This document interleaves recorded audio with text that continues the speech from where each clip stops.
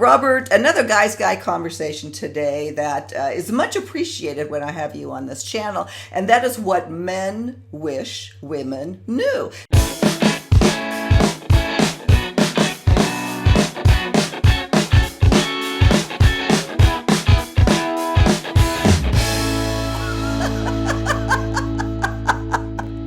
Thank you so much for tuning in to Second Act TV. So happy to welcome back Robert Manni, the host of Guy's Guy Radio, Guy's Guy TV. Robert, thanks for being here again. My pleasure. I always love being at Second Act, Silka. Well, always glad to have you here. Robert, another Guy's Guy conversation today that is much appreciated when I have you on this channel, and that is what men wish women knew. Now, we've talked about something similar in other segments, so let's consider this either a part 2 or 3 or 4 or wherever we are, but some gentle reminders of stuff that maybe we haven't covered that could really improve the communication process. Anything you want to say before I get started here? I think this, the show, a lot of it should be for the ladies out there, and some of them will say, well, I know what guys want. I don't care. Please take it with, this is not coming from an area of expertise or like authoritarian, like this is the way it is. This is just, if you ever wondered, these are some of the reactions that men have that may be different than what you've expected. Yeah, exactly. The first one here, not answering doesn't mean not caring. That men want women to know this. That just because we don't always know the right thing to say doesn't mean we don't care.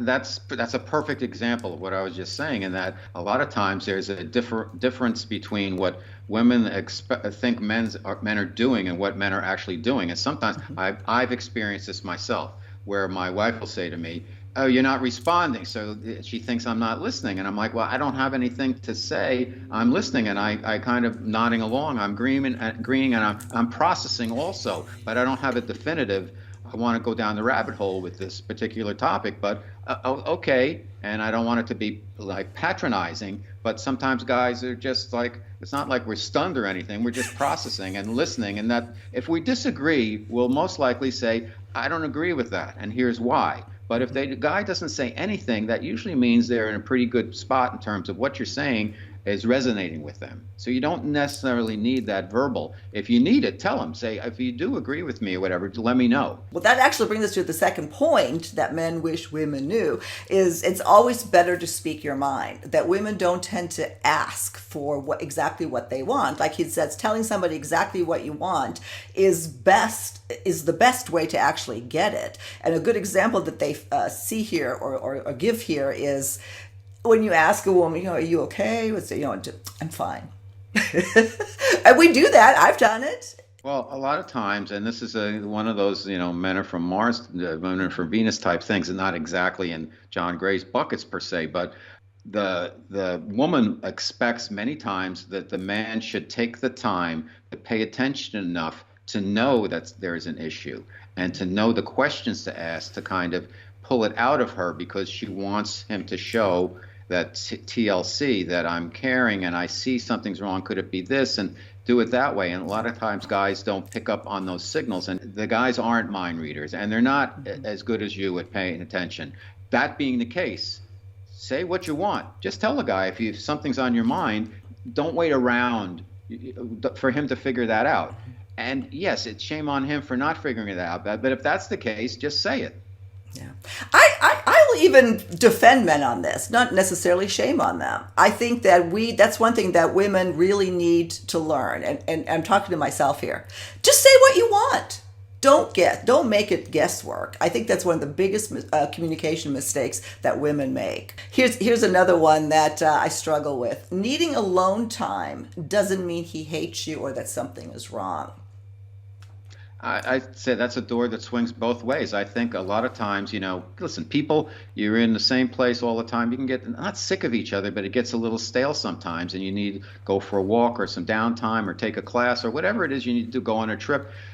and whatever works. But I think it's a human issue. It's not a male issue that he wants alone time. I think women, a lot of women want some and deserve alone time also. We both do. So I think what couples need to do is be sensitized to the fact that, you want to have a little, the downtime and the alone time and the separation time can be a really good thing because it can keep things fresh. And you also want your partner to be able to expand their horizons and stuff, and not beyond you, but just be more dimensional, if you will, have more experience, embody more things. I think, yeah, I agree with you. I also think, though, that men need alone time, or as John Gray calls it, cave time. Did a video on that too, more so than women do, and it does throw us sometimes. Why do you need to be alone again? Anyway, John Gray has some great explanations about that, and for me, it's always that reminder that no, there's nothing wrong. He needs some quiet time, and that leads us into another one, that it doesn't mean anything when your guy like blanks out, when he just sits there and what are you thinking? Well, he may not be thinking anything, just staring into space. What's that all about? Can men really not think about anything? Well, it's like, you have a German Shepherd or something, and they can be looking off in the distance, and you wonder, what is Rex thinking right now? Well, guys are like that sometimes, where it's not, think of it as a contemplative, empty space that we go into. We might be thinking of something, we might not. We might thinking about our fantasy football team, or, when's the next Rolling Stones album going to come out, or Kim Kardashian naked or something. You never know what guys are thinking, but there's usually something going on there. It's not a blank slate. Let's put it that way. But I think I wouldn't take it as a negative if I was a woman and my guys just blanked out a little bit. It's like that's their kind of mental resting time, or they're going deep on something and we don't know about that. Yeah, it's I do hear that a lot, though, is that men, sometimes we just don't think about anything. I think they actually are able to zone out better than we can. We tend to hyper think or make up stuff in our head, or have these, like, I find myself sometimes making up stories. Next thing you know, I'm in an argument that's never happened. Okay, here's another one. I think you alluded to it a bit earlier, is that men genuinely don't always know what's wrong. I think you said that oftentimes women expect men to read their minds. Don't say, well, if you don't know what's wrong, then I'm not going to tell you. I mean, that is some immature stuff women do. Again, I speak for myself. I've done it. Not lately, because, doing this show and I'm learning all this. But it is something that I think women need to be aware of. What do you think? Well, I think if the man takes the first step of actually asking, is there something wrong or what's wrong? That's a good sign right there. Mm-hmm. So to shut him down, pull the window down by saying, if you don't know, I can't tell you. Yep. What good is that going to do? I mean, at least the guy's paying attention enough. He's present enough to ask you to realize that something's wrong. Should he know what it is? I don't know. Every situation is different. But the fact that he's asking, I think, is a good sign. Mm-hmm. And then starting the conversation, the door is open to a great conversation. Then it's up to you to go with it. As you do this more often and he becomes more and more present and pays more attention, then you won't have to think or say, if you don't know, I can't tell you. Mm-hmm. So it takes two to overcome that issue. Yeah, I agree. But it can easily be overcome. Yeah, I totally agree, and I think it's a point that needs to be driven home, because yes, that unfortunately that is a trait. Speaking generally, of course, on all of this, but it is something that I've certainly seen with my friends, and I've observed it myself. So shame on me. Here's another one, that if he doesn't want sex, he's probably just tired. That he's no longer attracted, or there's something wrong with that. We shouldn't take that personally. I don't know. I always want sex. I'm never tired. I'm never too tired for it.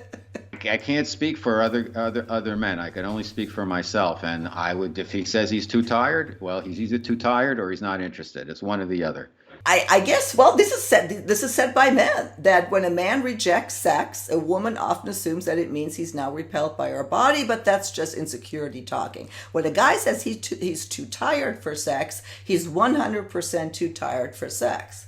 This is supposed to be by men that said this. Okay, well, it's not necessarily, if a guy doesn't want to have sex right at that moment, it's not a rejection. It could be like a postponement. and push it back to tomorrow or a couple hours or whatever, that should be okay if you're in a regular long-term Hmm. relationship. That if it has to be right now, let's say, it's Saturday night and everything's all special and it's all set up and like, nah, not interested, then I would say, well, what's going on? Yeah. But if it's just in general, where maybe it's love in the afternoon type of thing, and he wants to wait or something, you have to put it into context. If every situation is different, and if it becomes a pattern, he's always too tired, then I would say something's going on or Yeah. not going on, whatever it is. I got to get busy, and he's not helping out. Yeah, I think you made a good point. If it's a pattern, then let's look at if there's something more going on. But yeah, but otherwise, don't take it as an immediate rejection. I think that's a good point. Here's another good one, Robert, that I can absolutely identify with. Don't jump to bad conclusion, to terrible conclusions, or always think the worst. Yeah, we do that, don't we? Well, that's just part of life. I mean, that transcends relationships. Some people are pessimists, and they always look at the worst thing that could possibly happen, and that's part and parcel to watching the news and media and social media, where they tell it's just fear mongering and make everybody worried about everything. So, when you're with your partner in relationships, think about what's the best that could happen instead of about what's the worst scenario here. And the truth will come out one way or the other, but I find it's always better if you can start leaning on the more positive outcomes. You're going to attract the more positive outcomes in anything Yeah. versus always thinking like the worst is going to happen. This is the worst thing, and you blow it up to that. And a lot of times you could be wrong where Hmm. it's anything but the worst thing. And a lot of times, Right. as we've all learned, you don't get something, or something that seems like the worst thing can out to be the best thing.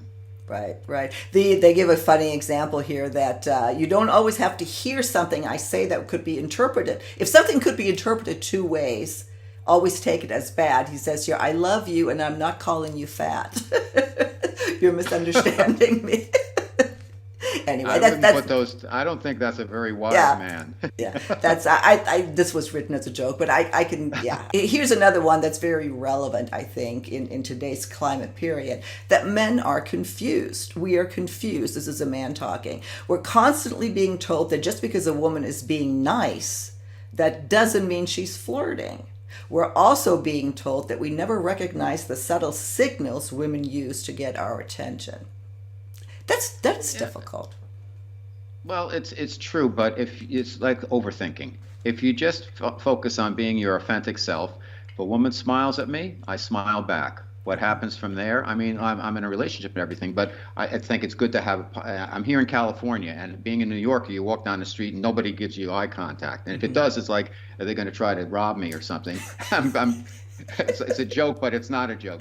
Out in Yeah. California, I walk by a beautiful woman. A lot of times I get a big smile. I'm like, whoa, because I'm a New Yorker, but it's just California sunshine coming through. Right. So you have to not overthink it Hmm. and try to be like, oh, well, she did this, so she's thinking that. Just be yourself. Be nice. Somebody smiles at you.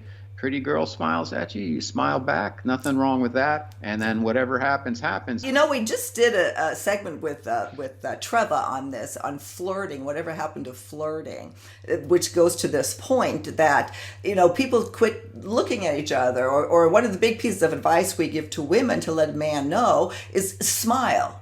That is like such an opening to, yes, I'm approachable. And so if a man doesn't want to misinterpret that, I mean, go talk with her, approach her, and then if you're not getting, if you're not getting the signal that yes, that's what she meant, then just stop, go away. But Exactly. that certainly is a way to test it. Finally, Robert, also another important one: don't send mixed signals about sex. I wonder if that applies more to younger women. I don't know. Women are often told to play hard to get in order to hook a man. But in today's socio-political climate, that's an especially bad thing to do because it encourages men to think that if a woman turns them down, it means he needs to try harder.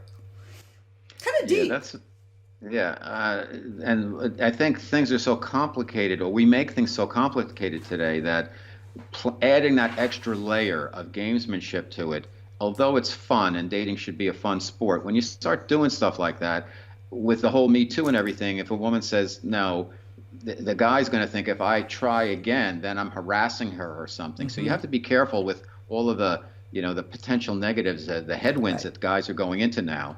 And we've earned our place to get that. So we have to work our way through it. But Yeah. just again, be your authentic self. If you're interested in the guy, you want to make him work for it, of course, but don't make him work so hard that he thinks that you're totally not interested, because he might Yeah. think, well, she's not interested, I'll just move on to the next thing. Too bad. So you have to play. If you're gonna, flirtation is great and it's part of romance, and there's not enough romance in the world right now Yeah. anyway. So just you have to be careful that, because everybody takes everything so seriously and overthinks everything and makes everything so complicated, that if you're going to add a layer of subtext, Mm-hmm. be ready that it could be interpreted the wrong way.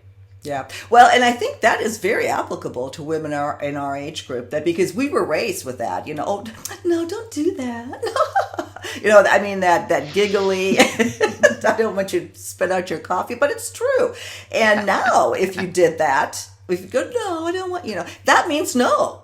But when it really Exactly. doesn't. Lots of things to think about again. Some that, what might seem obvious is really maybe not that obvious. So I love having these conversations with you. Robert, anything else that you want to add to our conversation Just here? just to elaborate on what we were just talking about, is I think the most important thing for people to do is, we live in a very complicated, complex world that we make Yeah. that we overcomplicate.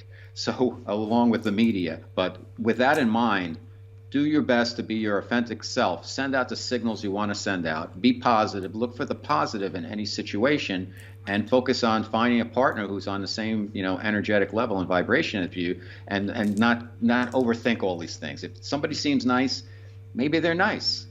Maybe they're not nice. Maybe they're just nice right now. But you go for the love. Keep the love in mind, because that's what makes the world go around anyway. Well put. Well, Robert, thank you. As usual, I will link to all of your information, to your podcast, to your YouTube channel, and to your book, which I just love, The Guy's Guide to Love. So, Robert, thank you, and we'll see you next time on Second Act TV. Thank you, Silka. Thank you, everybody.